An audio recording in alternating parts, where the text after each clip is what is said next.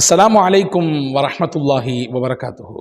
அன்புக்குரிய சகோதர சகோதரிகளே, இன்றைக்கு நாம் ஒரு துவா பார்க்க இருக்கிறோம், ஒரு சூரா பார்க்க இருக்கிறோம். அது பல்வேறு விதமான நன்மைகளை தாங்கி நிற்கிறது. குறிப்பாக இன்னைக்கு நோயும் பல்வேறு விதமான உடல் ரீதியான உபாதைகளும் அதிகமாக இருக்கக்கூடிய காலம்.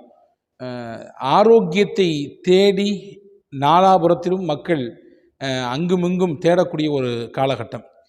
இந்த சூறாவிலே அல்லாஹ் அவ்வளவு பெரிய நிவாரணத்தை வைத்திருக்கிறான். அது என்ன சூறா, அதனுடைய பலன் என்ன, என்னென்ன மாதிரியான நோய்களுக்கெல்லாம் அந்த சூறாவிலே நிவாரணம் இருக்கிறது என்பதை பற்றித்தான் இந்த காணொளியிலே நாம் பார்க்க இருக்கிறோம். முழுமையாக இறுதி வரை காணொளியை பாருங்கள்.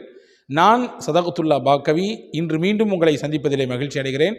உங்களுக்கு எந்த மாதிரியான துவா மற்றும் சூறாக்கள் தேவைப்படுகிறது, எந்த மாதிரியான விஷயங்களை நீங்கள் எதிர்பார்க்கிறீர்கள் என்பதை இன்ஷா அல்லாஹ் கண்டிப்பாக கமெண்ட்ஸ் பாக்ஸிலே நீங்கள் பதிவு செய்யுங்கள். அது சார்ந்த விஷயங்களை உங்களுக்கு தருகிறோம். வல்ல அல்லாஹினுடைய அறப்பெரும் கிருபையினாலே நாம் எல்லோரும் மனனம் செய்திருக்கக்கூடிய ஒரு சூறா, ரொம்பவும் படிப்பதற்கும் ஓதுவதற்கும் எளிமையான இலகுவான ஒரு சூறா. சிறுவர்கள் முதல் பெரியவர்கள் வரை தெரிந்திருக்கிறோம் அந்த சூறாவை. வேறொன்றும் இல்லை, அதுதான் சூரத்துல் ஃபாத்திஹா. அல்ஹம்து சூரா என்று சொல்லுகிறோமே அதுதான். 7 வசனங்களை கொண்ட ஒரு சூறா இது. ஒவ்வொரு தொழுகையிலும் ஓதுகிறோம். சொல்லப்போனால் அந்த சூறா ஓதாமல் தொழுகையே இல்லை. எந்த தொழுகையாகட்டும், ஃபரது, சுன்னத்து, நஃபிலு, வாஜிபு, முஸ்தஹப்பு, என்ன தொழுகையானாலும் சூரா ஃபாத்திஹா என்பது கட்டாயமாக ஓதுகிறோம். ஷாஃபி மதுஹபின் பிரகாரம் அந்த சூறா கட்டாயம் ஓத வேண்டும். ஓதலைன்னா தொழுகையே கூடாது. 7 வசனங்கள் தான் அதிலே. ஆனால் அந்த வசனங்களும் அந்த சூறாவும் எவ்வளோ பெரிய பலனை தருகிறது தெரியுமா? நபிகள் பெருமானா ஸல்லல்லாஹு அலைஹி வஸல்லம் பல பெயர்கள் விட்டார்கள் அந்த சூறாவிற்கு. உம்முல் குர்ஆன், குர்ஆனுக்கே தாய் என்று சொன்னார்கள் அந்த சூறாவை. அதே போன்று சபுல் மசானி, திரும்ப திரும்ப ஓதப்படுகிற 7 வசனங்களை கொண்ட சூறா என்று சொன்னார்கள். இப்படித்தான் அந்த சூறாவிற்கு ஒரு பெயர் இருக்கிறது, அஷ்-ஷாஃபிய்யா, எல்லா நோய்களுக்குமான நிவாரணத்தை தரக்கூடிய சூறா என்று பெருமானா ஸல்லல்லாஹு அலைஹி வஸல்லம் சொன்னார்கள். ஏன் இதற்கு ஷாஃபியா என்று பெயர் வந்தது? இதற்கு பின்னால் நபிகள் பெருமானா ஸல்லல்லாஹு அலைஹி வஸல்லம் காலத்தில், அவர்களுடைய வாழ்க்கையிலே, அவர்களுடைய காலகட்டத்தில் நடந்த ஒரு நிகழ்ச்சியை நான் இங்கே சொல்கிறேன். சையதுனா அபூ சயீதுல் குத்ரி ரலியல்லாஹு அன்ஹு, புகாரி ஷரீஃபிலே இந்த ஹதீஸ் வந்திருக்கிறது, முஸ்னத் அஹமதிலே வந்திருக்கிறது, இன்னும் பல நூல்களிலே இந்த ஹதீஸ் பதிவாக இருக்கிறது. அபூ சயீதுல் குத்ரி ரலியல்லாஹு அன்ஹு இந்த ஹதீஸ் அறிவிப்பு செய்கிறாங்க. நாங்கள் எல்லாரும் ஒரு ஊருக்கு போயிருந்தோம். போயிட்டு ரிட்டர்ன் வந்துட்டு இருக்கும் பொழுது ஒரு கிராமத்தை கடந்து வந்தோம். எங்கள் எல்லாத்துக்கும் கடுமையான பசி.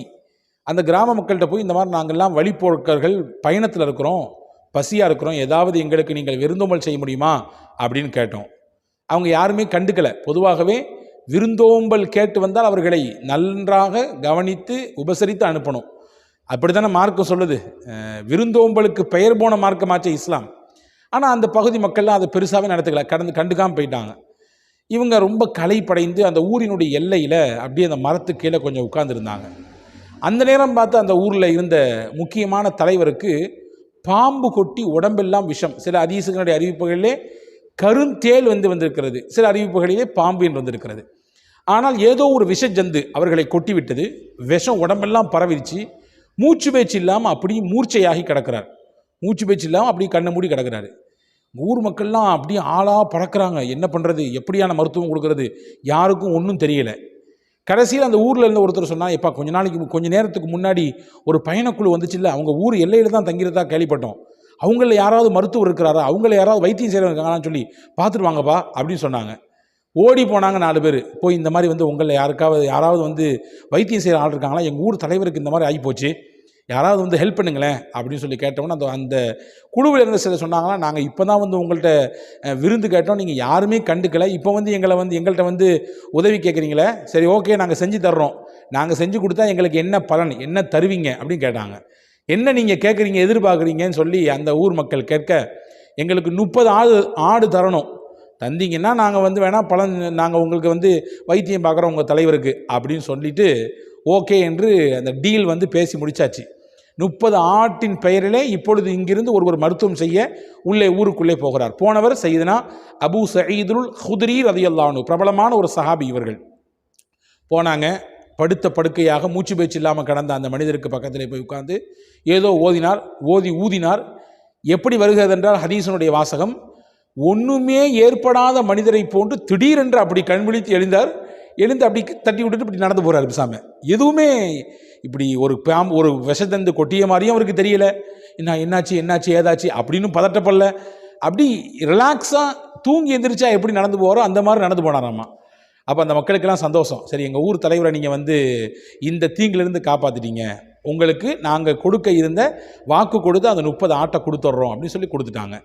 இதை வாங்கிட்டு பயண குழுவிடத்தில் அபூ சயீத் அல் குத்ரி ரலியல்லாஹு போன உடனே, சரி எல்லாத்துக்கும் ஷேர் பண்ணிக்கலாம், இதை இப்படி நீங்கள் தனிநபராக இருந்தாலும் இப்போ ஒரு குழு, இது நம்ம எல்லாரும் சேர்ந்து ஷேர் பண்ணிக்கலாம் அப்படின்னு சொல்கிற நேரத்தில் அபூ சயீத் அல் குத்ரி ரலியல்லாஹு சொல்லிட்டாங்க, ரசூலுல்லாஹ்ட்ட இந்த விஷயத்தை எடுத்துகிட்டு போய் சொல்லி இது ஹலாலா ஹராமா, இப்படி நாம் ஒரு விஷயத்தை செய்து நமக்கு அன்பளிப்பாக கிடச்சிருக்கு, இதை சாப்பிடலாமா சாப்பிடக்கூடாதான்னு ரசூலுல்லாஹ் சொல்லாமல் இதை நம்ம யாரும் தொடக்கூடாது, ஓகேவா அப்படின்னு சொல்லிட்டு எல்லாரும் கிளம்பி முஹம்மது ஸல்லல்லாஹு அலைஹி வஸல்லம் இடத்துல மதீனாவுக்கு போனார்கள்.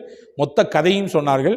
சொல்லி முடித்தோன்னு ரசூல் ஸல்லல்லாஹு அலைஹி வஸல்லம் அபூ சயீத் அல் குத்ரி அவர் தானே ஓதி பார்த்தாரு, அவரை கூப்பிட்டு என்னத்தை வச்சு நீங்கள் மருத்துவம் பண்ணீங்க, என்ன அவருக்கு எப்படி அந்த நோயெல்லாம் இறக்குனீங்க அப்படின்னு கேட்ட உடனே அபூ சயீத் அல் குத்ரி எல்லாம் அப்போ தான் சொன்னாங்க, சூரா ஃபாத்திஹா தான் ஓதினேன், வேற ஒன்றுமே ஓதலை, 7 வசனங்களை கொண்டு இந்த சூரா ஃபாத்திஹாவை தான் ஓதினேன், இதுதான் அல்லாஹ்வின் அருளால் ஷிஃபாவை கொடுத்தது என்று சொன்னவன் ரசூலுல்லாஹ் கேட்டாங்க, உங்களுக்கு எப்படி தெரியும் சூரா ஃபாத்திஹா ஷாஃபியா என்று உங்களுக்கு எப்படி தெரியும்? ஷாஃபியா என்றால் நோய்க்கான நிவாரணத்தை தரக்கூடியது என்று உங்களுக்கு எப்படி தெரியும் அப்படின்னா என்ன அர்த்தம்? அப்போ சூரத்துல் ஃபாத்திஹா நோய் நிவாரணத்திற்கான வேண்டி உண்டான சூறா தான் என்பதை ரசூல் ஸல்லல்லாஹு அலைஹி வஸல்லம் உணர்ந்திருந்தாங்க. அதை தான் கேட்குறாங்க, எப்படிங்க உங்களுக்கு தெரியும்னு கேட்டாங்க. அப்போ ஹஸரத் அபூ சயீத் அல் குத்ரி ரலியல்லாஹு அன்ஹு சொன்னார்கள், யா ரசூலல்லாஹ், அல்லாஹ் என்னுடைய உள்ளத்திலே அந்த விஷயத்தை போட்டு கொடுத்தான், எனக்கு இல்ஹாமாக உள்ளத்தில் ஏற்பட்ட உதிப்பாக எனக்கு வந்தது. எத்தனையோ சில சூறாக்களை நான் மனனம் செய்திருக்கிறேன், அந்த சூறா ஓதி பார்க்கலாம்னு சொல்லி ஒரு இல்ஹாமி எண்ணம், உள்ளத்தில் ஏற்பட்ட உதிப்பு, அது இறைவனால் போட்டு கொடுக்கப்பட்டது என்று சொன்ன உடனே சரியாக செஞ்சீங்க, இதன் மூலமாக கிடைத்த இந்த அன்பளிப்பு உங்களுக்கானது, தாராளமாக சாப்பிடுங்கள் என்று சொல்லிவிட்டு ஒரு பங்கு எனக்கு இருந்தால் கொஞ்சம் கொடுங்களேன்னு சொல்லி கேட்டுக்கிட்டாங்க. சொல்லி முடிச்சுட்டு ரசூலுல்லாஹ் சிரித்ததாக ஹதீஸில் வந்திருக்கிறது. அப்போ இந்த செய்தி, இந்த ஹதீஸிலிருந்து நமக்கு கிடைக்கக்கூடிய பெரிய பாடம் என்னவென்றால், சூரா ஃபாத்திஹா என்பது மிகப்பெரிய நிவாரணத்தை கொண்டிருக்கக்கூடிய சூறா, அவ்வளோ பெரிய நிவாரணங்களை தாங்கி நிற்கிறது. சூரா ஃபாத்திஹாவை எந்த அளவுக்கு அதிகமாக நம்பிக்கையோடு ஒரு நோயாளிக்கு முன்னால் போய் உட்கார்ந்து ஓதி அவர்களுக்கு ஊதுவோமோ, அல்லாஹ் எல்லா நிவாரணத்தையும் தந்து விடுகிறான். எந்த அளவுக்கு என்றால், இப்படியும் சில அறிஞர்கள் சொல்கிறார்கள், சூனியம், கண்பாடு, பொறாமையினால் ஏற்பட்ட அந்த தீங்கு, இதிலிருந்தெல்லாம் கூட சூரத்துல் ஃபாத்திஹா ஒரு மனிதனை காப்பாற்றும். பெரிய பாதிப்பாக இருக்கக்கூடிய சூனியத்திலிருந்தும் கூட மனிதனை மீட்டெடுப்பதற்கு இந்த சூரை ஃபாத்திஹா துணையாக நிற்கும். கண் பாதிப்பில் ஏற்பட்ட தீங்கிலிருந்து பாதுகாப்பதற்கு சூரா ஃபாத்திஹா காரணமாக இருக்கும். பொறாமையான பார்வையில் ஏற்பட்ட தீங்கு, எல்லாருடைய பார்வை ஒரே மாதிரி இருக்கிறது இல்லையே, சிலருடைய பார்வை நல்ல பார்வையாக இருக்கும், ஆனந்த பார்வையாக இருக்கும், துவாவுடைய பார்வையாக இருக்கும், வேறு சிலருடைய பார்வை நம்மை கரிப்பது போன்று உண்டான பார்வையாக இருக்கும், நம்மை அப்படியே திம்பதை போன்று உண்டான பார்வையாக இருக்கும். அப்போ அந்த மாதிரியான பார்வையெல்லாம் நமக்கு சில நேரங்களில் பிரச்சனை பண்ணும். அந்த பார்வையை கூட வீழ்த்தக்கூடிய ஆற்றலை அல்லாஹ் சூரா ஃபாத்திஹாவுக்கு தந்திருக்கிறான். எனவே அன்புக்குரிய சகோதரர்களே, பல சகோதரர்கள் கேட்டார்கள், நோய்க்கு நிவாரணமாக எதை நாங்கள் ஓதுதல் என்பது. இந்த சூரா ஃபாத்திஹாவை நம்பிக்கையோடு ஓதி வாருங்கள், நம்பிக்கையோடு ஓதுவாருங்கள். எவ்வளவு பெரிய தீங்காக இருந்தாலும், எவ்வளவு பெரிய நோயை போட்டு வாட்டி எடுக்கக்கூடிய நோயாக இருந்தாலும் அல்லாஹ் இதன் மூலமாக பலனை வைத்திருக்கிறான். ஒன்றை புரிஞ்சுக்குங்க, தொழாம, அல்லாட்ட நெருங்காம, அல்லாட்ட கையேந்தாம, வெறுமின்ன துவாவையும் வெறுமின்ன சூறாக்களையும் மட்டும் ஓதுவதனாலே கூட எந்த பலமும் கிடைக்காது. அல்லாட்ட தொழணும், கண்ணீர் வடித்து கேட்கணும், அல்லாவிடத்தில் மன்றாடணும், அத்தோடு சேர்த்து துவாக்களையும் படிக்க வேண்டும், சூறாக்களையும் படிக்க வேண்டும். அப்படி இருக்கிற பொழுது நிச்சயமாக ரெண்டும் கூடி சேர்ந்து அல்லாஹுவின் பேரருளையும் அவனுடைய பெரும்பதியான அந்த ஆரோக்கியத்தையும் அல்லாஹ் நமக்கு திருப்பி தருவதற்கு போதுமானவனாக இருக்கிறான். இந்த சூறா எவ்வளவு பெரிய மகத்தான ஆரோக்கியமிக்க சூறா என்பதை இந்த காணொளியில் உங்களுக்கு நான் தந்திருக்கிறேன். வல்ல அல்லாஹ் பேணி பின்பற்றி நடக்கக்கூடிய பாக்கியத்தை நம் யாவருக்கும் நசீபாக்குவானாக. அஸ்ஸலாமு அலைக்கும் வரஹ்மத்துல்லாஹி வபரகாத்துஹு.